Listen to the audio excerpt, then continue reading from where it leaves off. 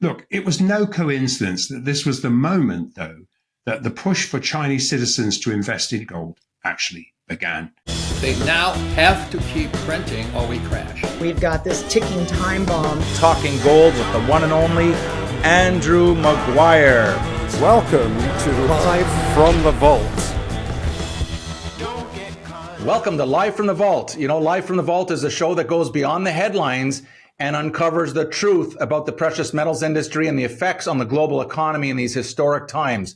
With exclusive access to experts and insiders, we reveal information and insights that you simply won't find anywhere else. Hi, my name is Shane Moran, and yes, I'm back in the vault, and I will be your host for this week's episode. And I'll be joined shortly by the one and only precious metals expert and whistleblower, Andrew Maguire, as we pull back the curtains on the intricate world of the gold and silver markets and expose what's really going on in the precious metals industry. So get ready for another packed episode of Live from the Vault, and we'll bring you the knowledge and the understanding that the mainstream media just won't provide. So just before we head over to the UK, please help us spread the word about this channel, because, you know, by liking and sharing and subscribing, you really help the channel and you really help the community grow even more. And so just click on that bell there if you'd like to be notified in real time as each episode goes live. And with that, let's head over to the UK and talking gold with Andrew Maguire.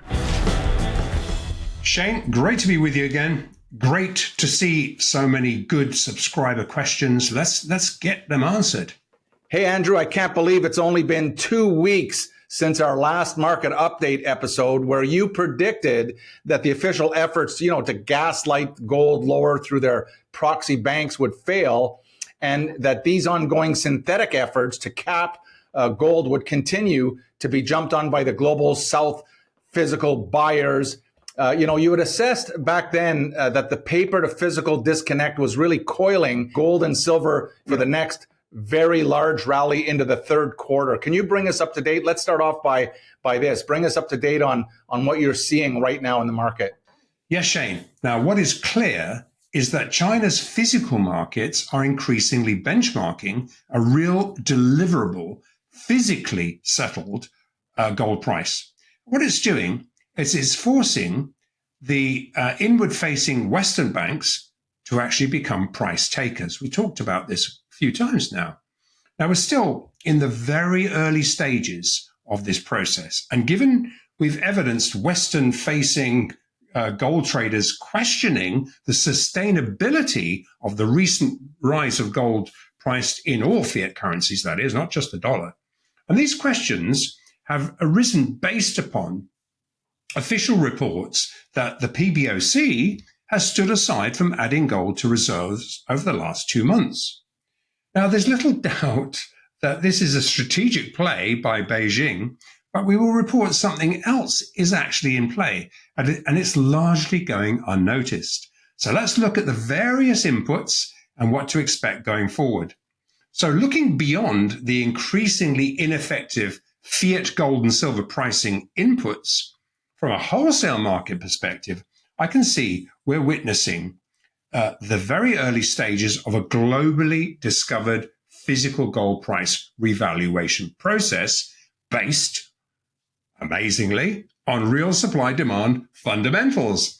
And while unraveling over 50 years of blinkered Western valuation metrics, and while that unfolds, it's largely kept Western retail buyers on the sidelines. And what they're doing is waiting for these historically mispriced fiat gold retracement patterns to play out. And we talked about it last time. There's a lot of gaslighting going on about gold needs to retrace. Yet, what retail buyers are missing is that unreported monetary gold demand has stepped up over the last 6 weeks. And with many on the sidelines, this is precisely the required setup, telegraphing that gold and silver are on the cusp of the next leg of an institutional, sovereign, and central bank physically driven rally, the next leg of it, that is, and very close to breaking up through the next layers of really synthetically chart painted resistances. Now, following the 5-month $400 odd rally from the lows, from the low 2000s in February, we see that Western facing retail gold and silver bar and coin demand is actually meeting some buyer's resistance at current levels. Yet from a wholesale real supply demand physical market perspective, we currently evidence institutional and central bank monetary gold demand is actually very strong. Now, given this disparity and that deliverable gold prices are increasingly being discovered outside of the Western-facing exchanges, outside the view of retail investors, it's really a good idea to look at the price of gold and its strong relationship to overall Chinese physical demand, especially as there's been a speculation that Chinese derivative demand is actually largely responsible for driving the gold price higher. So let's drill down to really look at the price of gold and its relationship to Chinese speculative options traders.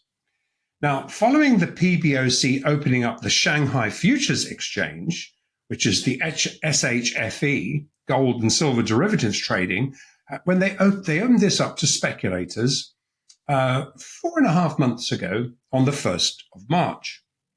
Now, the steeply rising gold price is in part being driven by fresh speculative Chinese options traders.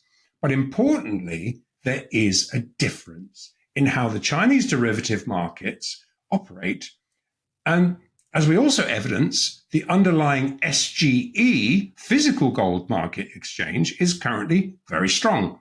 So looking at the 4 odd months of SHFE options driven demand, as well as some very small kind of crossover arbitrage flows into the CME and the over-the-counter options markets, we note that there is a distinct difference between the structure of the ring-fenced, bearishly skewed LBMA CME options markets versus the bullishly skewed SHFE derivative exchange.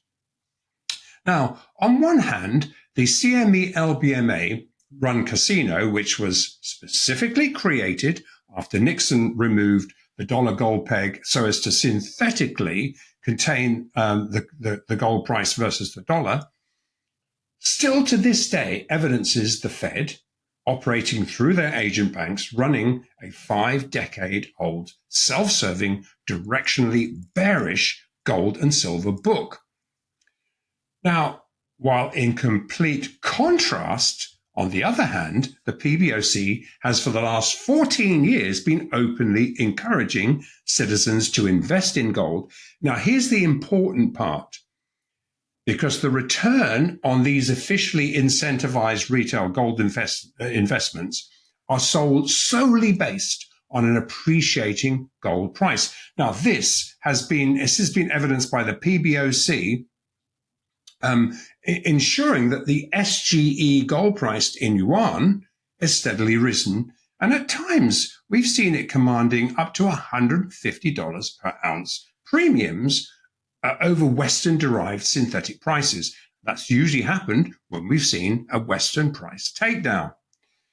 Now, harmonized with that same undertaking, the PBOC's next step was to open up the bullishly biased, self-serving SHFE de-dollarizing mechanism to its citizens. And that's really what that is. Now, Andrew, this is perfect timing with the official PBOC buying seemingly on hold for 2 months. We've had a lot of questions from our community about the possible gold market risks that the Chinese present. Can you elaborate on this? Yes, Shane, these are really important questions as they actually point to what's going on in the derivative market. In direct contrast to how the Chinese derivative markets work, what we need to do is first look at the bearishly skewed Western markets and its vulnerabilities. Now, for the last 5 decades, the rigged COMEX exchange has been geared to operate a standard 5% win, 95% loss casino environment. And when I talk about 5% win, 95% loss, I'm talking about the house to the house's benefit, as is any casino.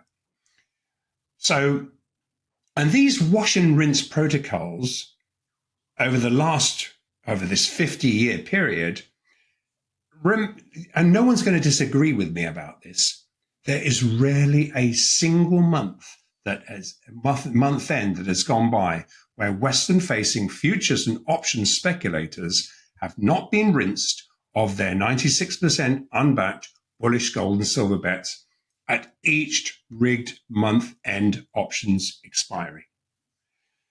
However, the vulnerabilities generated by these regular synthetically driven wash and rinse cycles are populated in the resulting grossly imbalanced COMEX exchange for physical mechanism.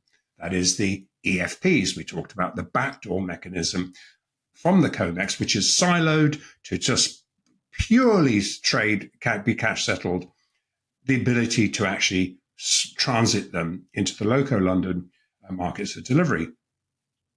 And these structural EFP imbalances were actually exposed in March 2020 when sudden COVID refiner lockdowns, and we're talking about here a sudden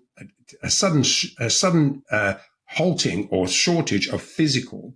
These lockdowns completely halted physical supply overnight, and it blew apart the mispriced EFPs, forcing the LBMA gold market makers to pay up to $100 premiums per ounce to exit these 4% backed short COMEX legs that were supposed to be hedging these same actors 10 times larger, naked long over-the-counter legs face the deliverable global FX gold markets. Now, I'll explain.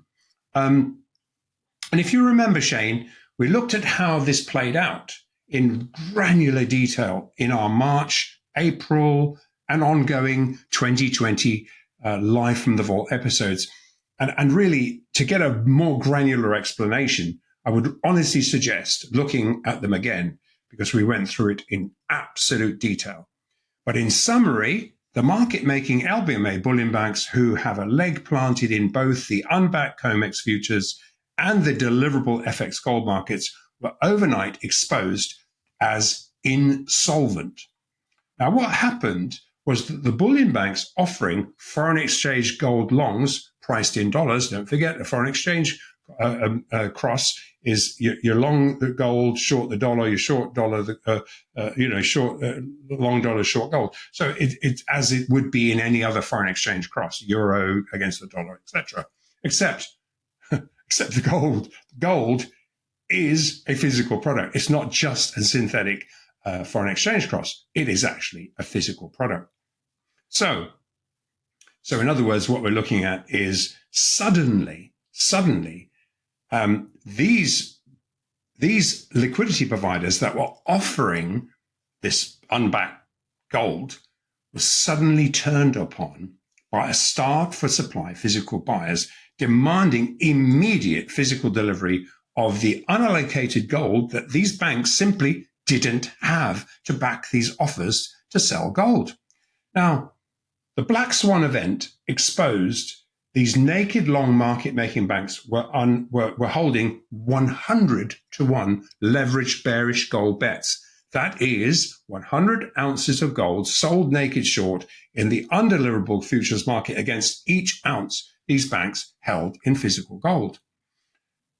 It forced these imbalanced naked short COMEX hedges to be bought back into a bid-only futures market as everyone wanted to race. They couldn't make a delivery. You had to buy back the short hedge and literally to neutralize your exposure, but into a bid-only market. Then suddenly it was $100 premiums per ounce to actually cover that. Well, it's 100-to-1, $100 ounce. It kind of made sense. Now, this bottleneck of short covering forced the commencement, actually, of a $600 rally, exposing the LBMA market makers to really unlimited losses. And if officials had not stepped in to bail out these banks, the entire daisy chain of too big to fail, taxpayer-insured LBMA banks would have failed.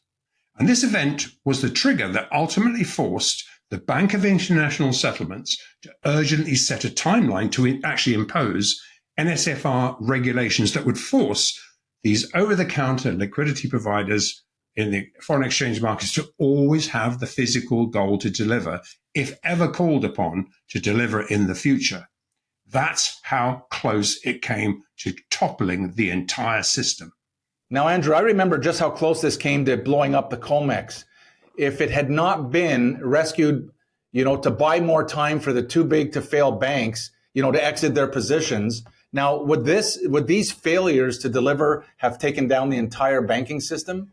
Yes, exactly, Shane. Now, bear in mind that the 15 trillion a year over-the-counter gold market underpins what liquidity providers estimate anchors close to 75 trillion of related gold and silver derivatives.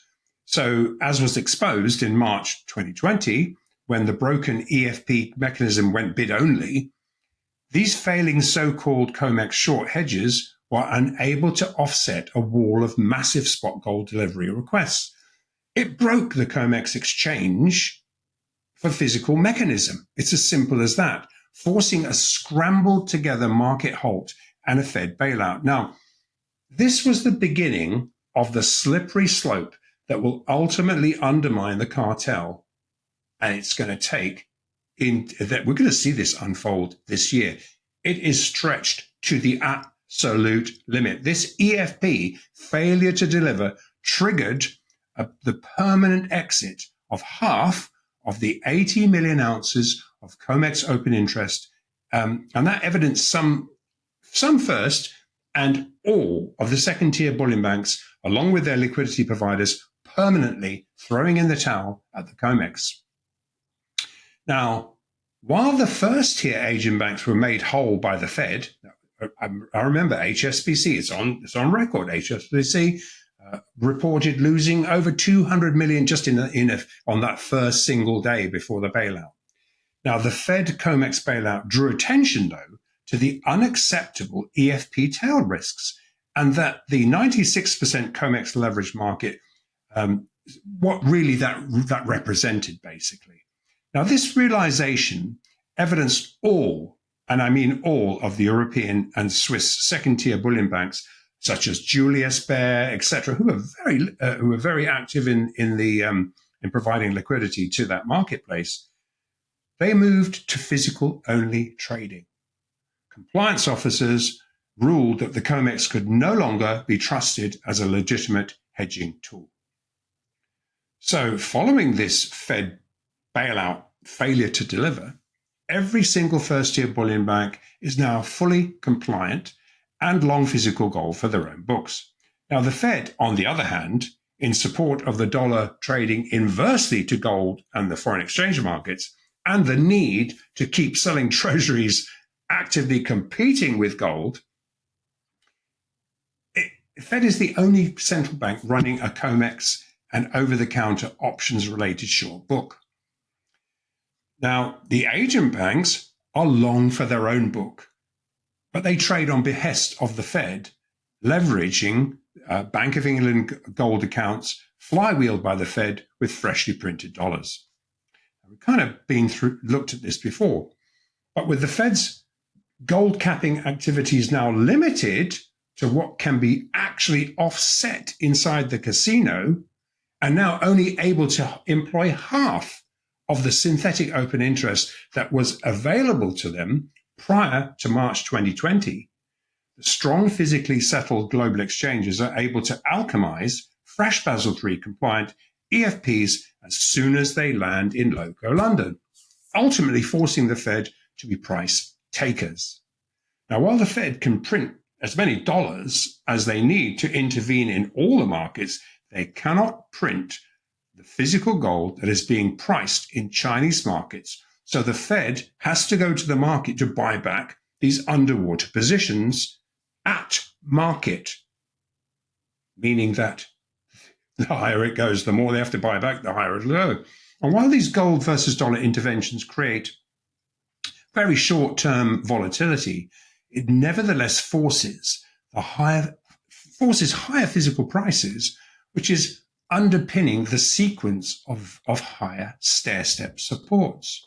Now, Andrew, so what you're saying is that the Chinese derivative markets operate differently. Can you tell us what you see in contrast in these Chinese markets? Yes, Shane. So to answer the question we opened with, which was Western-facing gold traders are questioning the sustainability of the recent rise of gold price in dollars, anchored in all the fiat currencies, that is.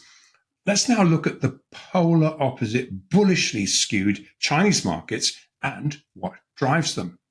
So given the large SHFE gold options call demand is forcing global market makers to gamma hedge the change in the options deltas. And I'm not going to get too technical here. I'm just going to quickly go through because I know this means stuff to the technical guys. To do this, in order to do that, they have to buy sufficient physical to hedge these bullish bets as they close in on their strike prices at expiration. Now, the question to ask, though, is speculative Chinese options call demand temporary and vulnerable to a collapse? That is the question which I get most often. Now, let's start by looking at the bigger picture, where we had already noted that the unwinding of the historical relationships between gold and the US dollar, the yields, the unwinding of rate cut expectations, they've all been in place well before the SHFE opened up derivative trading to Chinese speculators on the 1st of March. The rally began before that. And while we still evidence short-term intraday correlations, in the bigger picture, these historical disconnects commenced really all the way back in March 2020, stepped up after Russian assets were seized in March 2022, and really disconnected as soon as gold was reclassified as the first-year asset class on the 1st of January 2023. Also, there is a difference. COMEX and related over-the-counter OCC gamma hedges, what they do is relate to 96% leveraged underlying futures positions with the bearish skew by pit managers to win at any cost. However, these SHFE bets, although speculative, follow an underlying government-guaranteed expectation that the gold price will rise, not fall. Now, one only has to connect all the dots as to what drove China to sell dollar-denominated assets to purchase gold. What we've done is we've looked at this in detail in prior episodes. These de-dollarizing efforts really stepped up following the PBOC being refused the direct purchase of the remaining 200 tons of IMF gold sales in 2010. If you remember, 403 tons, I think, was put on sale. India took 200 and China wanted the other 200, but was flatly refused. And we talked about how that then went into site accounts to manage the market in the BIS. Look, it was no coincidence that this was the moment, though, that the push for Chinese citizens to invest in gold actually began. You only have to look at the timing. It's not a coincidence. We evidence, remember, house-sized billboards aimed at the wealthy citizens class to buy gold bullion. And this is the important part. These purchases came with a guarantee the price would be underpinned by the PBOC and was followed with more recent incentives last year, opening up gold investments to all citizens, providing similar guarantees that the return on Chinese citizens' gold investments would result from a rise in the gold price. So you can see where we're going with this. We see the latest push to bring derivative gold into the picture as just one more leg of China's mandate to de-dollarize into a rapidly unraveling US debt trap, while also preparing to safeguard themselves and their citizens against fresh sanctions, a foreshadowed US-NATO pivot from Ukraine into Asia, and concurrent also with steps to hedge against an increasingly likely physical war. Now, the Ukraine-Asia pivot is inevitable, and to think that Ukraine can actually overcome Russia, and yes, we understand. We understand. I mean, I feel sorry for both sides, but basically, it's not plausible without NATO moving in to actually, and which would start a global nuclear war. It is highly unlikely. It has to peter out. And I think that this is why we're seeing this pivot move over to China's doorstep. So China intends to be hedged against a Trump presidency, which very likely would actually be adding more sanctions. Now, this means stepping up gold buying before November and concurrent with the BRICS gold-backed currency launch in October. That is coming. Now, having not ruled out invading Taiwan, but adamant it would defend its sovereign territory in the face of US interference, which is increasing, China has openly been preparing for war. Back in October of last year, Chinese President Xi Jinping appointed a war cabinet in response to the US military officials openly discussing their plans for a future war with China. Now, what is unstoppable is that militarily, China is now formalizing its alliances with Russia, which will increasingly mean supporting it in a proxy war with the US, which they know will risk many more US sanctions against China, which have already actually stepped up significantly, meaning that the real battle will be fought against the extremely vulnerable US dollar hegemony. So in preparation and in lockstep with building gold reserves, President Xi Jinping has implemented the largest military buildup since the Second World War and is mobilizing the civilian population for war. And this could mean, as we've looked at before, this could mean potentially allowing them access to the additional 25,000 tons held by citizens. And they would then reward these citizens with a guaranteed return and allow them to participate in a significantly higher gold price. This means that Xi Jinping has to sanction-proof his regime from an increasingly weaponized dollar.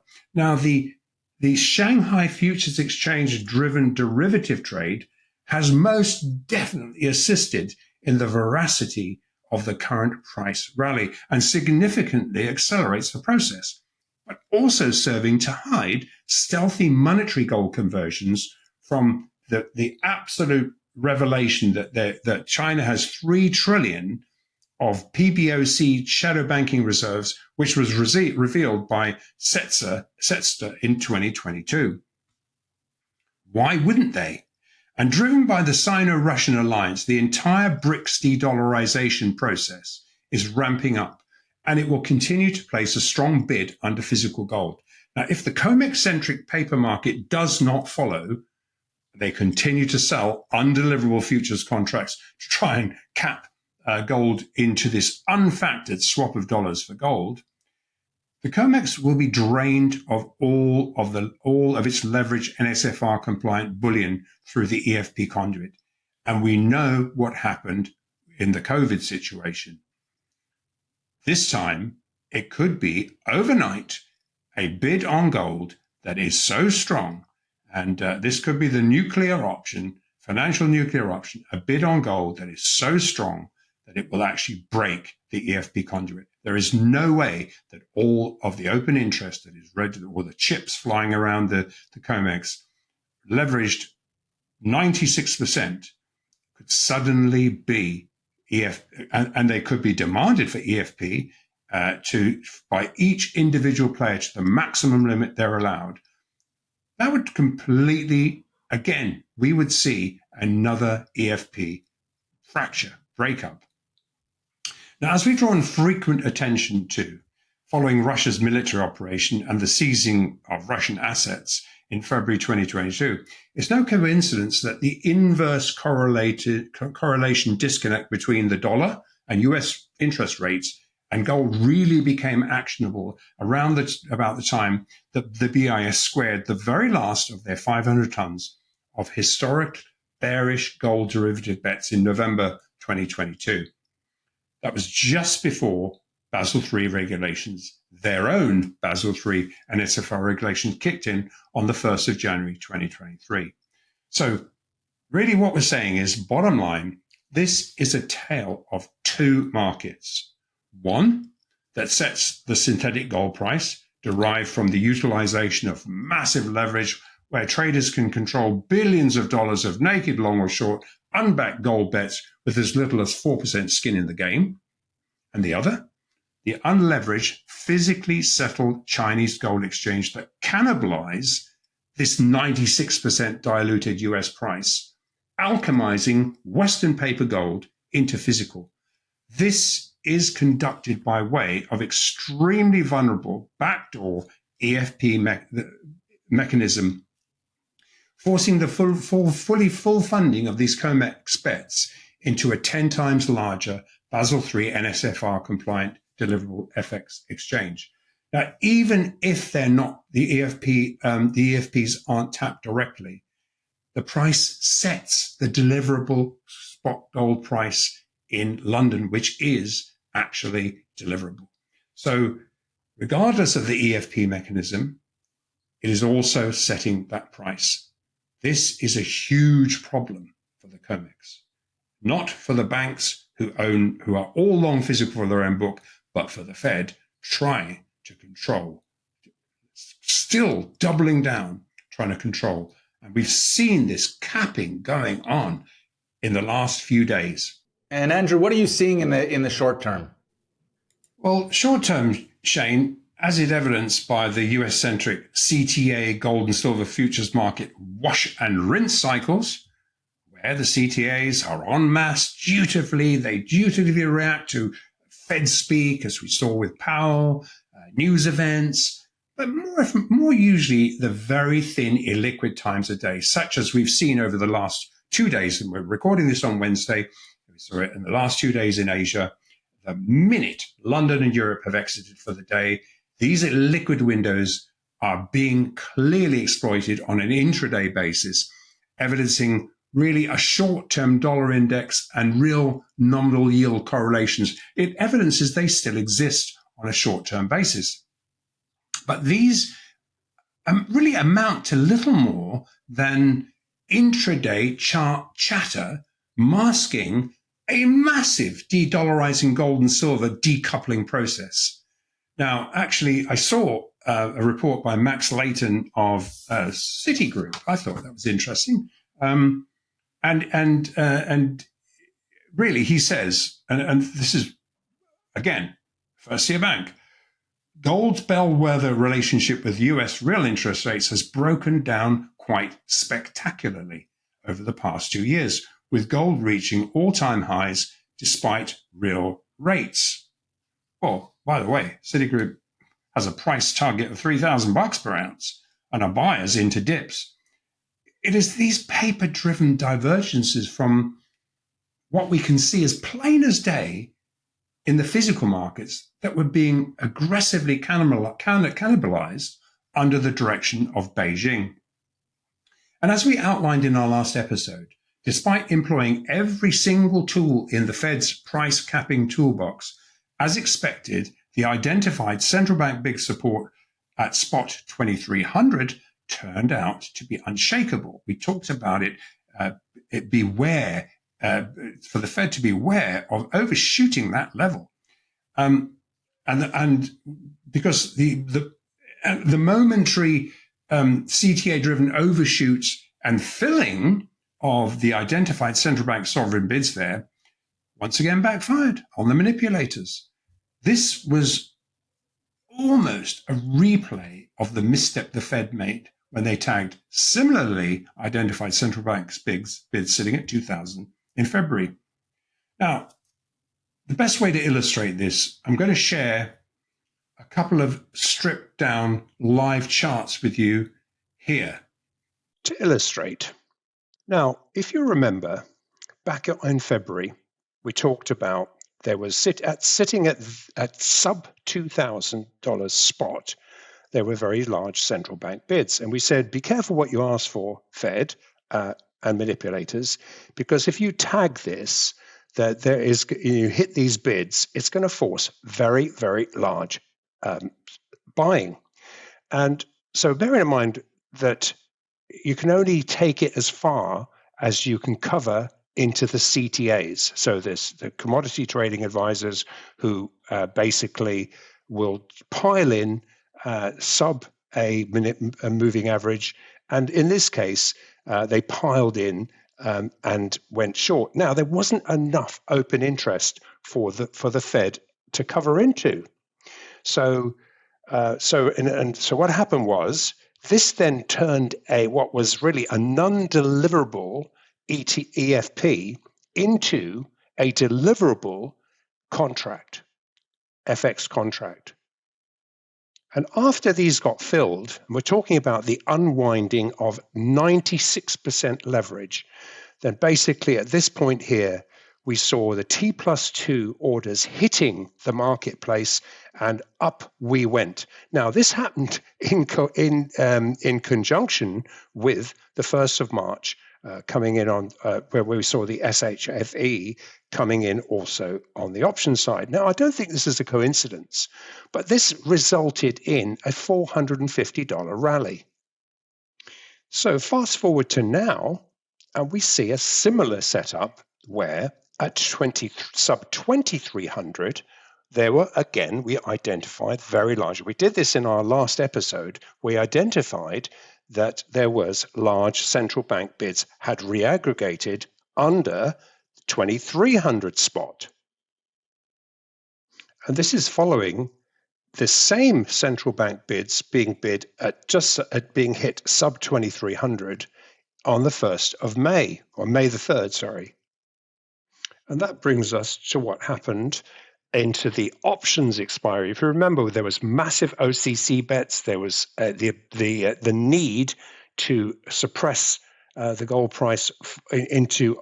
We talked about one-touch options bets that if they were tagged would be achieved. What that did was then run again. Once again, these bids had reaggregated here, and that was on the 25th of June. So now we have a similar setup and very similar to what we saw here. And last time it was $450. This time it could be $650. Now, obviously, it's one step at a time. And you can clearly see capping at this point at 2400. Once we see that broken through, then we're going to see very large short covering. And again, we're going to see very large central bank bids coming in above that level in anticipation of front running a lot of short covering by the commercials. And we see a very similar setup in silver, which also, because gold was being bid and because of the ratio trade, the interlinking of the ratio trade, this also breached a lot of resistances. And yes, we saw some pullbacks, but we also saw another pullback very, very recently, and that was basically on the 25th of June as well, into options expiry on the 26th, in fact. And now we see short covering again. So essentially, we are looking at a situation that is as explosive as we saw back in February for silver as well. Now, in the future, I will find a way of sharing more charts with you. But again, we're talking about a sideways range, and in historically that would have meant lower. But these sideways ranges, what they do is provide the bullion banks an opportunity to front run what is really essentially large central bank bids. They know they're coming. The only people short are the Fed. We will share more charts in the future, but I hope this has been helpful. And Shane, my friend, as far as silver's concerned, is about to significantly outperform gold. Structurally, silver looks just as well set up as it was when gold broke out from 2000 in February. Silver is coiling for a large catch-up rally, which will see the all-time $50 highs easily challenged.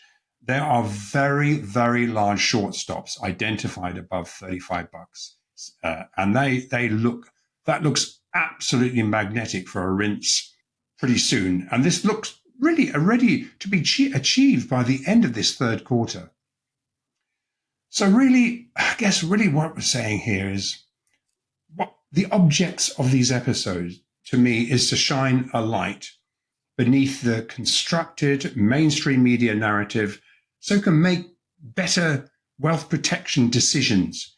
It's the only question remaining, and it's Robert Kiyosaki's question, is how much physical gold and silver do you own? Thank you, Andrew Maguire, for talking gold. And remember, to our Live from the Vault community, buy physical, make sure it's backed 1-to-1, and understand the difference between what Andy calls the casino paper gold and silver markets and the actual physical gold and silver markets. They're not the same, so don't be fooled. And there you have it. That's all we have for you today on another episode of Live from the Vault. Please help keep spreading the word about this channel by hitting that like button right there. And share this information and also subscribe if you haven't already done so. Now, if you click on that bell, you'll be notified in real time as each episode goes live. And with that, we'll see you next time right here on Live from the Vault. See you then.